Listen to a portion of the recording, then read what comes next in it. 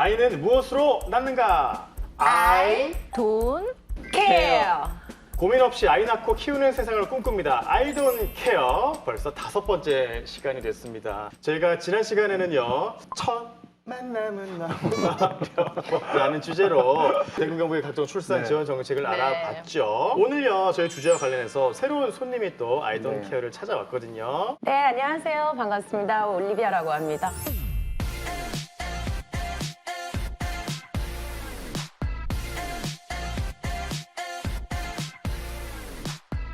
지금 아이 셋을 키우고 있는 워킹맘입니다. 환영합니다.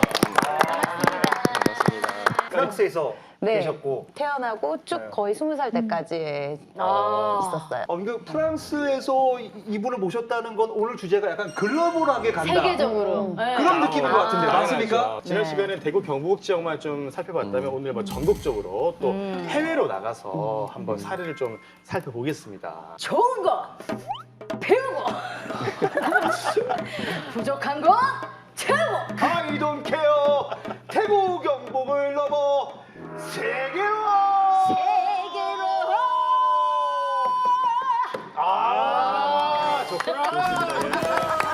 좋습니다. 그럼요.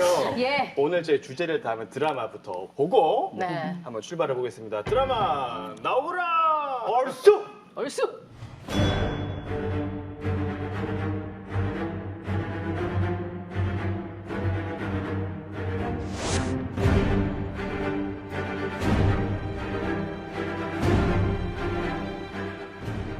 하늘 아래 더 나은 인출육 정책은 있어도 똑같은 정책은 아마도 없다. 오늘은 어디서 온다고 했지? 전국 각지 이제 전국에서 예비 출산 부부들을 찾아오는 현실이 됐구나. 출산을 앞둔 우리가 갑이야.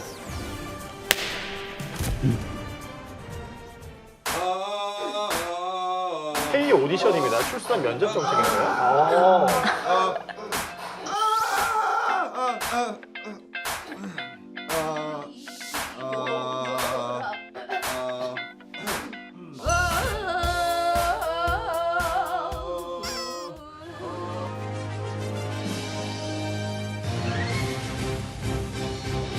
자, 시작하시죠.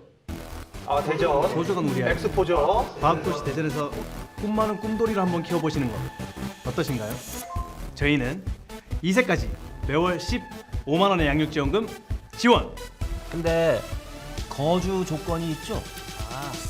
6개월까지는 살아야 되거든요. 6개월의 조건이 아우, 탈락. 탈락. 상심했다. 상심당. 상심당 또 포기 못하죠. I am 서울. 서울입니다. 산후조리 경비 100만 원부터 임산부 교통비 70만 원 지원. 가사 서비스. 그리고 집값은요?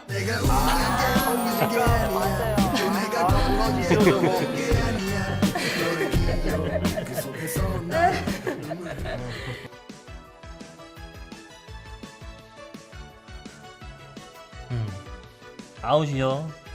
아웃. 다음이요. 웃. 다음. 웃.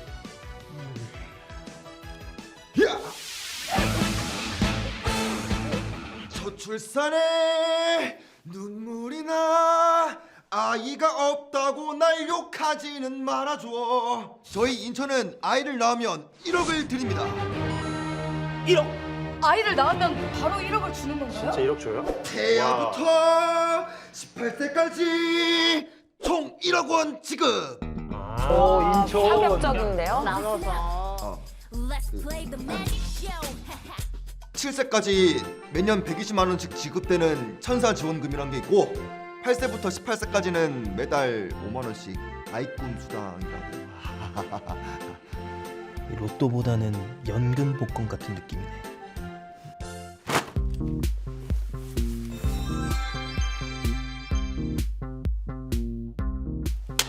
아가야! 이리 오너라 업고 놀자. 우리는 출산 출산지원금이 첫째는 무려 500. 500? 부모 중 한 명이 1년 이상 거주. 둘째는 1000. 셋째는 1500. 넷째는 2000. 오와둥둥우리하기. 들썩들썩 먹네요. 야, 여수로 가나요?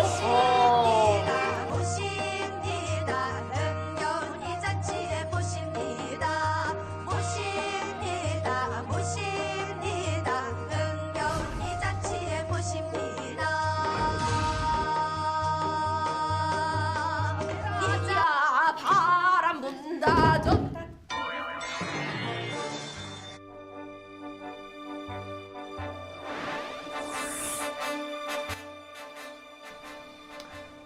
마담, 우리는 출산수당, 가족수당 모두 지급해요. 육아 휴직 엄청 길어요. 대학까지 무상 교육이라고 대학까지 국가가 우리 자녀 대학까지. 전부 다 책임진다고요. 자기야, 우리 복덩이 태명 지단으로 바꿀까? 맛배 어때?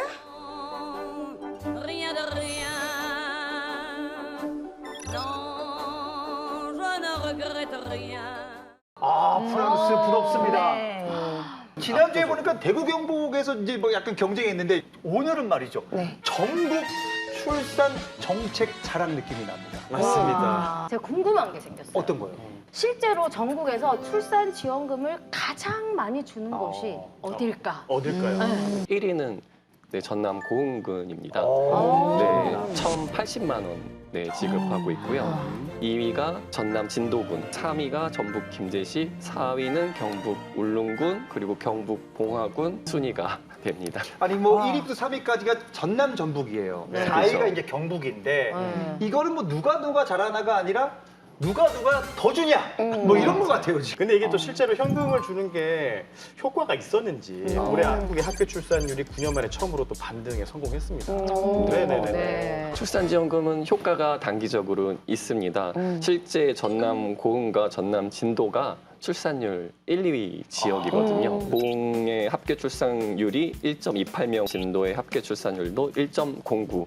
우리나라 전체 평균 출산율이 0.8도 안 되는데 상당히 높은 편이죠. 외신에도 한국 합계 출산율이 증가했다는 소식을 꽤 많이 보도를 했거든요. 맞아요. 네.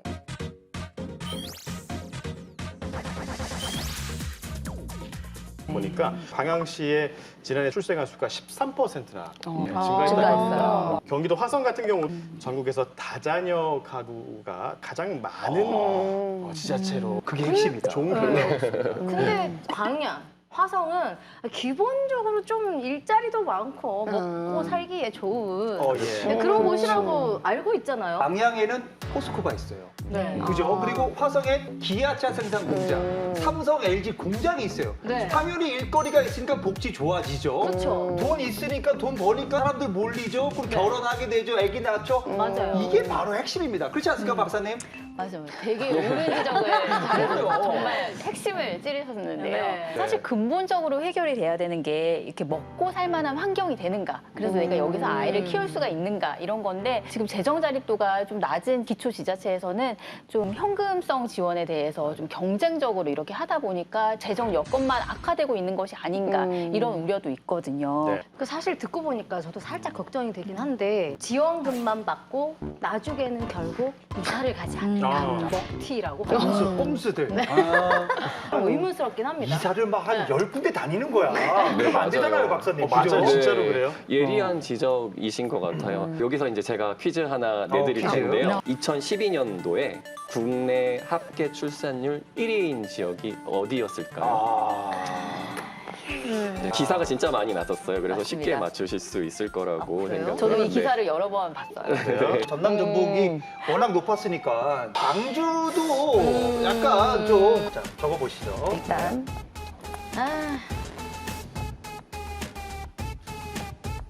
자, 한번 보여주시죠. 아, 해남이 많네요. 저는 광주를 적었는데 네, 정답은 해남입니다. 해남이요? 아니, 저 해남은 땅끝 마을이잖아요. 그러니까요. 약간 할 일이 많이 없으니까 밤에 일찍 불 끄고. 제가 행사를 자주 갔어요. 아, 그래요? 네. 또 시끌벅적합니까? 네, 해남도? 시끌벅적해요. 전국놀이자랑에 오늘은 전라남도 해남군을 찾아왔습니다. 지나간 인생에 매달리지마 100번 넘어져도 괜찮아 상관없어 남은 인생이 있잖아 걱정은 아니, 해남에서 무슨 일이 있었던 겁니까, 도대체? 지금은 이렇게 출산 지원금을 많이 주는 게 흔했었는데 그 당시만 해도 이렇게 출산 축하금 지원금을 주는 지자체가 많이 없었거든요. 그때 2012년도에 해남에서는 출산을 하면 300만 원의 현금을 2012년도에 많이 300이면 주는데요. 10년 전 300이면 진짜. 진짜 큰 네. 돈입니다. 네, 그런데 이제 이 내막을 자세히 들여다보면은 이제 문제가 발생됩니다. 해남에서 출산 장려금을 받은 아이 엄마 중 28.3%가 출산 6개월 내에 이제 해남을 전입을 해요. 이제 출산 지원금을 받기 위해서. 받으려고 원정 출산 느낌이 나네요. 맞아요. 예. 그리고 출산 지원금을 받은 이후 떠나는 거죠. 그러니까 출산 장려금을 받은 아이 중 26%, 그리고 엄마 중 22%가 해남을 뭐 떠났습니다. 티가 많네요. 2021년도에 광주가 현금성 지원 정책을 많이 늘렸거든요. 네. 그런데 같은 기간 동안 광주의 인근 7개 시군 지역의 출산율이 감소했습니다. 광주 주변에 살던 사람들이 출산일에 맞춰서 광주로 주소를 옮긴 거네요, 그죠? 네, 맞습니다. 주소지를 오. 이렇게 옮기면은 네, 받을 수 있으니까.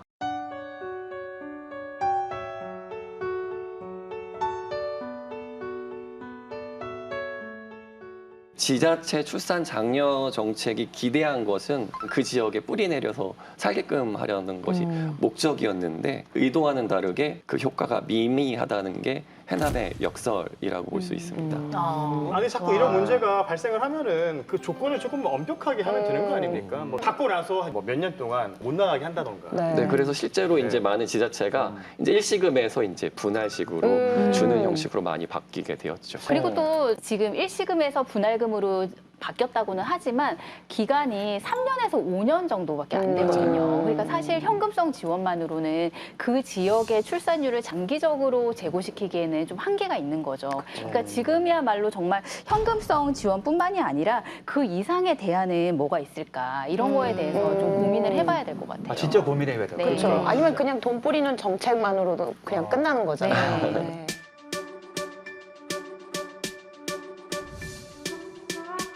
I'm at a party I don't wanna be at and I don't ever wear else to tie it wondering if I can sneak out the back 실제로 상관관계를 분석을 해보면은 현금성 지원을 하는 곳과 더불어서 맞춤형 환경을 고려한 그런 비현금 정책을 같이 실시한 그런 지자체에서 출산율이 확연히 높다는 것을 좀 볼 수 있습니다. 앞서 저희가 본 사례와는 다르게 대조되는 사례가 있어요. 두 번째 퀴즈입니다. 2024년 국내 합계 출산율 1위 지역은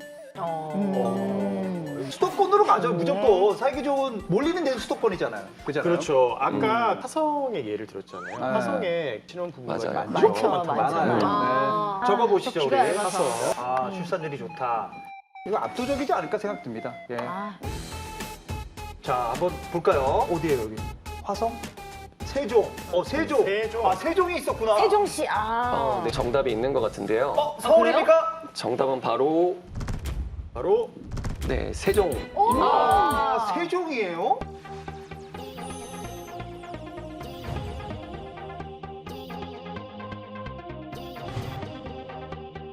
세종시는 이 행정중심 복합도시 설계 초기부터 아동과 여성이 행복한 도시를 지향해 왔습니다.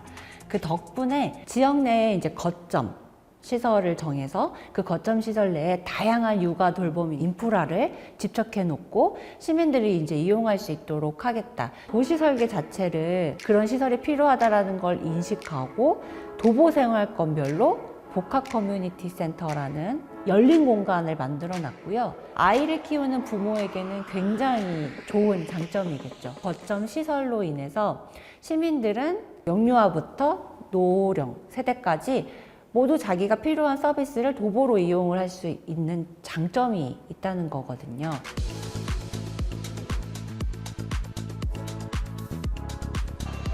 (38.6세) 전국에서 평균 연령이 가장 낮은 도시 세종시엔 유독 젊은 사람들이 많습니다.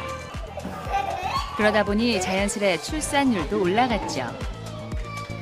저출생이 시대의 화두가 된 지금, 이 도시의 출산율 증가에 위한 복합 커뮤니티 센터가 있었습니다. 복합 커뮤니티 센터. 생소한 이름의 이곳에는 대체 어떤 비밀이 숨어 있는 걸까요? 아기를 낳고 세종에 처음 와봤는데요. 이게 막상 아기를 낳아 보니까 이제 세종시에서 아기 키우는 거에 대해서는 굉장히 만족을 하고 있고, 그래서 둘째도 지금 곧 낳을 예정이에요.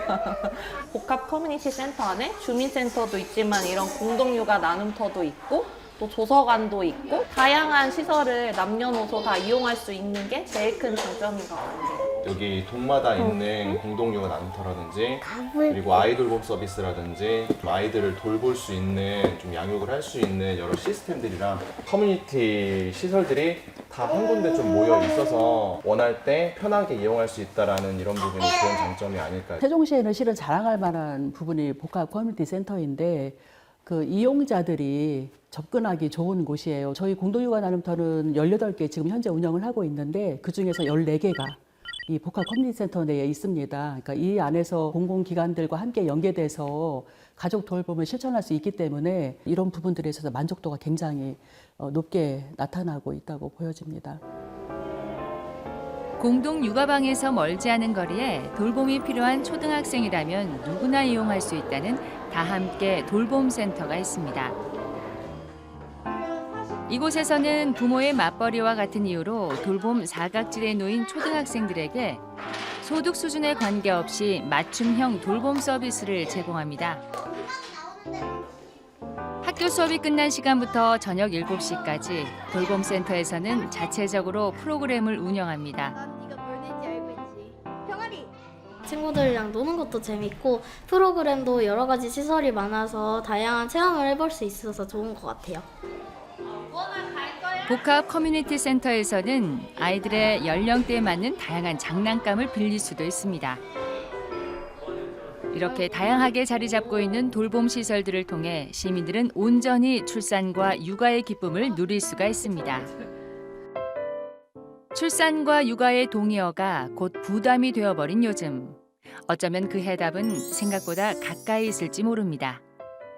세종시 같은 경우에는 새로 지은 신도시잖아요. 아기를 돌볼 수 있는 곳이랑 주거지 그리고 직장 되게 이제 가까이 있어요. 그러다 보니까 젊은 사람들이 몰리고 이로 인해서 출산율이 많이 높아지게 되는 거죠. 키즈 프렌들리한 환경인 거죠. 그 프랑스에는 공동육아 같은 거 합니까? 있죠, 많죠. 네, 그 크래쉬라는 공동육아 시설이 있거든요. 그래서 부모님이 같이 이제 협력해서 어떻게 보면 아기를 키우는 사회 구조거든요. 같이 육아 더 쉽잖아요. 맞아요. 어쨌거나 같이 육아를 할 수 있으면. 그래서 한국에도 요즘 조금 많이 늘어가고 맞아요. 있는 것 같아요. 늘어나고 있는데 그래도 굉장히 조금 힘들죠. 현실적인 여기서 제가 제안을 한번 드려보겠습니다. 돈을 많이 안 받지만 육아 인프라가 너무 좋아. 내 집 주변에 뭐 학교부터 해서 뭐 공원부터 해서 다 시설이 있어. 좋아요. 네. 돈은 별로 없지만. 네. 근데 또 어떤 곳은 주변에 사막이야. 한 2시간 가야 돼, 그거 가려면. 근데 돈은 한 10억 줘. 돈 많이 받고 육아 인프라. 자, 둘 중에 어디를 선택하실지. 돈 못 받고 육아 인프라 전국. 그리고 돈 많이 받고 육아 인프라 황무지. 한번 좀 써보시죠. 저는 뭐 고민할 것도 없습니다. 저는. 없죠. 네, 저는 안 돈입니다. 봐도, 안 봐도 보입니다. 돈? 예. 돈입니다. 돈으로 가고. 뭐라고 썼어요? 인프라. 이게 인프라 아기가 한 명이었으면 돈 골랐을 것 같아요. 아기가 한 명이면. 근데 셋이다 보니까 네. 인프라가 반드시 필요해요. 아, 인프라. 지금 공교롭게도 미혼인 저만 돈을 선택했고 네네. 결혼하신 나머지 분은 다 인프라를 왜 돈을 돈 좋아하시잖아요. 2시간 넘게 막 가야 되는데 왜 돈을 선택하신 거예요? 애들이 이용할 게 아무것도 없어. 그럼 애들을 저기 보내죠. 유학을 보내면 애들을 떠나보내겠다. 내가 본인을 돌려가지고. 위해서. 내가 돌려가지고.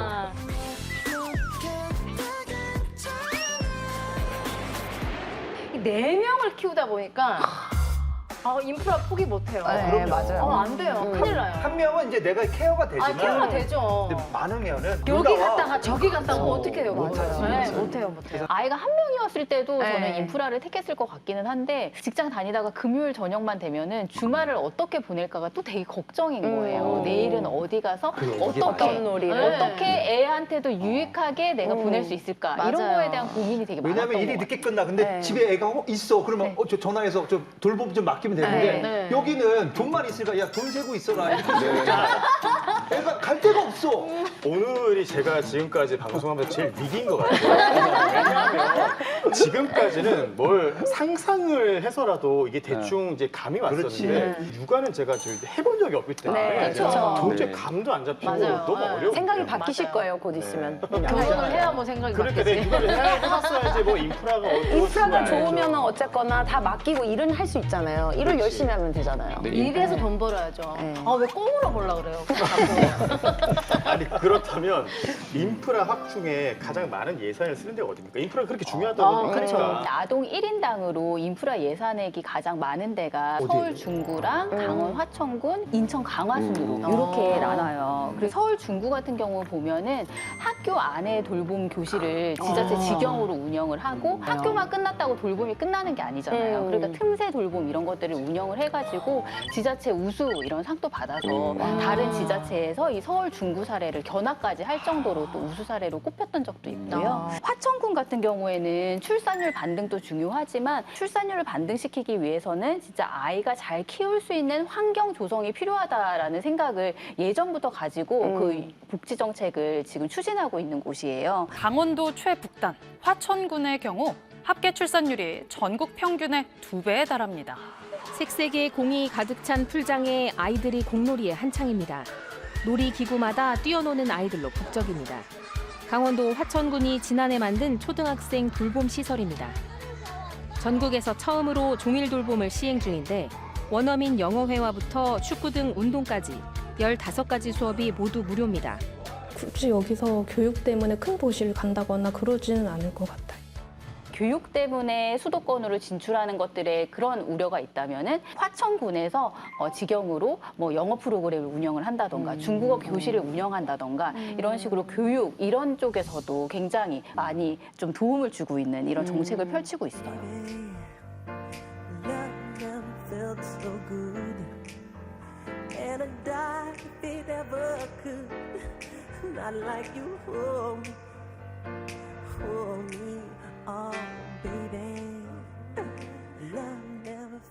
해외로 나가보면 프랑스 사례가 정말 굉장히 드라마틱하더라고요. 그쵸. 네, 네. 정책을 활발하게 펴면서 굉장히 올라갔잖아요. 네, 93년도에는 1.6명까지 합계 출산율이 하락했었거든요. 네. 그리고 2008년도부터는 1.99명, 2022년부터는 EU 최고의 출산율 국가 10년 연속. 10년 연속? 10년 연속이요? 10년 연속? 네네네. 아니 일위 프랑스 계속 했습니다. 그렇게 1위 하는 뭐 비결이 뭡니까? 뭐 어떤 거예요? 비결은 좀 네. 뭐 많죠. 우선은 가족 수당 그리고 출산 수당 이거를 단기적으로 주질 않아요. 장기적으로 거의 한 20살 때까지 그 지원금을 맞아요. 계속 꾸준히 해주거든요. 그래서 아기를 더 낳을 수도 있는 구조가 되는 거고. 그 올리비아도 정책을 꾸준히 받은 사례네요. 저는 부모님이 그렇게 받았죠. 네, 제 부모님이 국가에서 그렇게 키워준 거네요. 어떻게 보면. 국가에서 많이 부담을 덜어주신 거죠. 좋다. 네, 그리고 공교육은 무료니까 사실 또 따로 돈이 들어갈 게 없고. 우리 그 프랑스 아빠들 네네네. 육아휴직 네. 잘 써요? 정말 핵심적인 부분인데 프랑스에서 모든 부모가 육아휴직을 쓸 수 있는 시스템을 좀 많이 추진을 하려고 해요. 눈치 보이지 않나요 좀? 눈치 하나도 안 보죠. 누구 눈치 봐요? 좋네요. 육아휴직을 자유롭게 네. 쓸 수 있는 것만으로도 근데 진짜 좋은 거예요. 그렇죠. 제 한국 친구들은 이제 대기업에 있는 친구들 빼고는 이제 자영업을 하거나 프리랜서로 있는 친구들은 너무 어렵다고 하더라고요. 쉬면 맞아요, 돈도 못 벌고. 네. 근데 프랑스에는 그게 보장이 돼 있어. 네, 육아휴직을 하고 싶으면은 프리랜서든 자영업이든 당연히 할 수 있는 거고 그것도 꽤 오랫동안. 어느 정도로? 네. 그러니까 일단 아이 몇 명인지에 따라서 그래서 첫 번째는 1년이었던 것 같아요. 그리고 둘째부터는 24개월을 늘어나고 점점 늘어나는 약간 그런 거예요. 아기를 많이 낳으면은 우리가 도와준다라는 개념인 거죠. 우리 박사님 여기서 좀 얘기 좀 해주세요. 답답합니다, 저희 대한민국. 그리고 예. 프랑스의 경우에는 또 독특한 세금 제도를 운영하고 있어요. 그래요? 우리나라는 소득세가 개인의 소득을 기준으로 다 부과가 되잖아요. 그런데 프랑스 같은 경우에는 가구원의 그 수를 구성원. 고려를 해서 가구 소득을 기준으로 소득세를 부과를 하게 돼요. 이렇게 되면 어떻게 되냐? 다자녀일수록 자연스럽게 자녀가 없는 가정이나 싱글 가정에 비해서 세금 혜택이 더 많아지게 되는 거죠. 아니, 박사님 지금 프랑스 얘기하지 말고 지금 연구를 더 하시라고요, 지금. 대한민국 좀 이렇게 맞습니다. 가야 됩니다. 그래서 우리나라에도 이 네. 가족 네, 합산 네, 과세 네. 제도를 운영하자라는 이런 목소리가 일고 있기는 한데 아직까지 이게 시행은 안 되고 있어요. 어렵죠. 프랑스에서는 이제 세 번째 자녀부터는 교통 이런 거는 50%예요. 다. 50%야. 문화생활, 문화활동 그런 뭐 뮤지엄이나 공연 같은 거 보려면은 다 50% 혜택을 줘요. 지금 제가 만약에 네. 프랑스에 살고 있었어요. 아니 들어보세요. 제가 만약 프랑스에 살고 있었어요. 억울하죠. 얼마나 많은 혜택을 받고. 그쵸. 네. 그랬을까요, 그죠? 네. 귀족이야, 귀족. 집 한 채 네. 샀을 수도 있어. 차 하나 뽑았을 수도 있어. 프랑스에서 여왕이에요. 혜택만 따져도. 이제 가수시니까 이제 충분히 프랑스에서 아니, 활동을 잘 하실 수 있었을 이참에 것 같아요. 샹송으로 바꿔요, 샹송으로. 콧물 나. 프랑스에서 4명을 프랑스. 낳았으면 얼마나 좋았을까?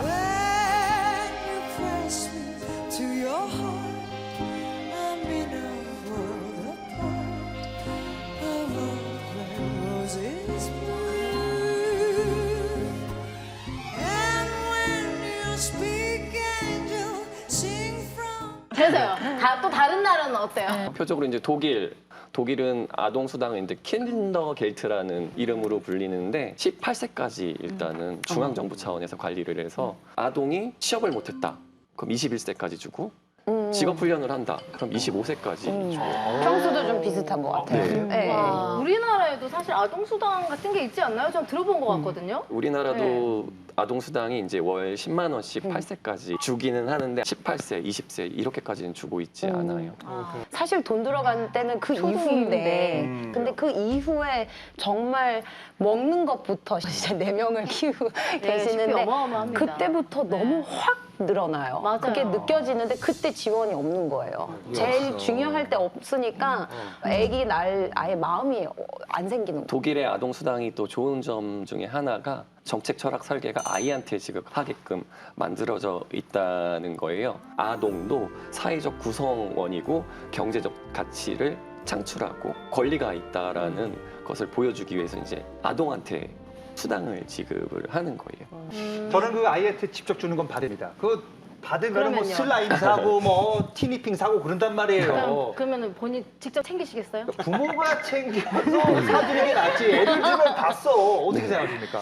사실 저는 저 듣고 있는데 너무 서양식 정책이잖아요, 사실. 그죠? 그렇지만 또 아는 게 우리 가까운 일본의 사례를 보면은 일본도 이미 1972년에 아동 수당을 도입을 했거든요. 그리고 2024년에는 법을 개정을 해서 이 출산 지원 정책은 보편적인 이런 정책으로 가야 된다는 이런 의지를 가지고 그동안 아동 수당이 15세까지만 줬었는데 이거를 18세까지 이 소득 제한 철폐했습니다. 그래서 그렇게 우리나라도 좀 가야 될 것 같아요. 회사에 들여보니까 단순히 출산할 때만 돈을 주는 게 아니라 꾸준히 장기적으로 이렇게 아이가 성장할 때까지 챙겨주는 서포트. 이게 좋은 것 같아요. 맞아요. 그래서 좀 욕심내서 네.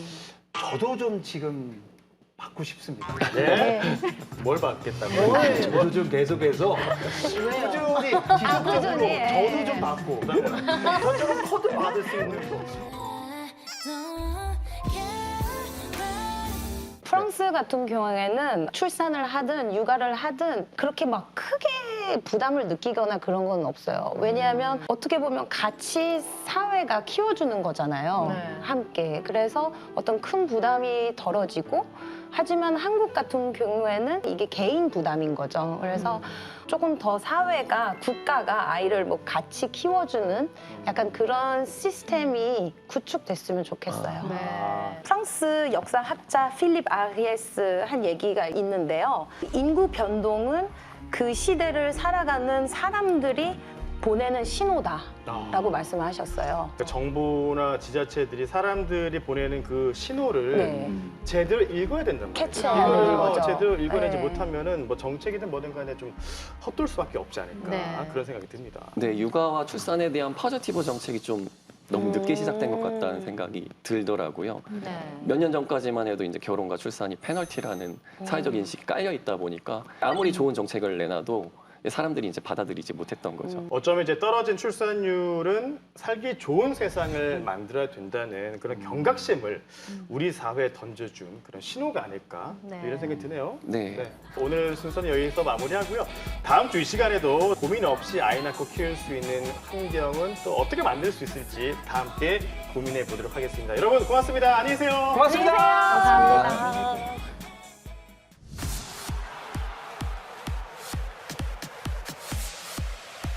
오늘 우리가 오를 저출산은 대구 달서구에 자리 잡은 곳이다. 대한민국에서 오직 달서구에만 있는 바로 이 축복의 산. 달서구청이 자랑하는 히든 카드. 바로 결혼 장려팀이다.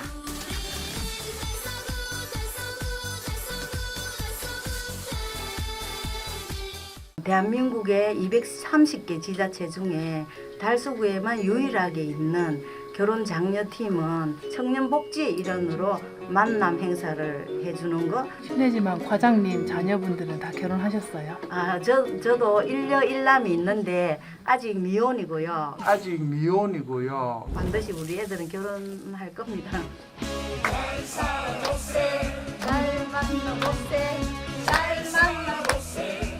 그렇다. 이들은 청년들이 잘 만나서 결혼과 출산까지 하길 바랄 뿐이다.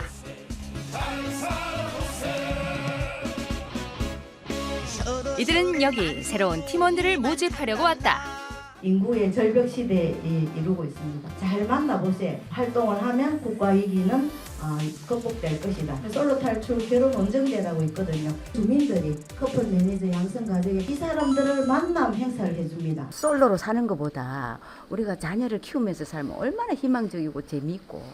우리 손녀가 지금 10살인데 어느 날 이런 얘기를 했어요. 왜 결혼을 안 해? 지금 인구가 자꾸 줄어들고 있는데 결혼해서 아기를 낳아야지. 결혼해서 아기를 낳아야지. 그게 좀 가슴이 아팠는데. 감정이 올라오죠. 어쩌면 아기가 가니까 그래 좀. 어머니 울지 마세요. 달서구가 있잖아요. 청년들의 결혼을 장려하기 위해 오늘만을 기다렸다. 이들은 오늘 어떤 산을 오르게 될까? 오늘 달서구 결혼 장려팀에서 야심차게 준비한 설렘 가득 벚꽃데이트 현장 출발 준비 중에 있습니다. 청춘 남녀들에게 만남의 기회를 제공하는 달서구의 결혼 장려 사업입니다. 안녕하세요. 성함이 어떻게 되세요? 네, 안녕하세요. 지금 받으시고 차로 탑승하시면 되죠.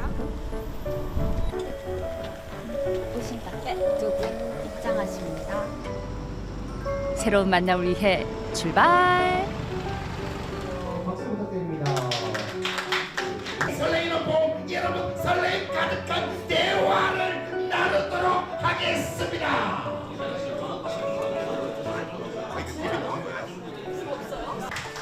사랑이 싹트는 모습을 보니 이 맛에 결혼을 장려하나 싶다.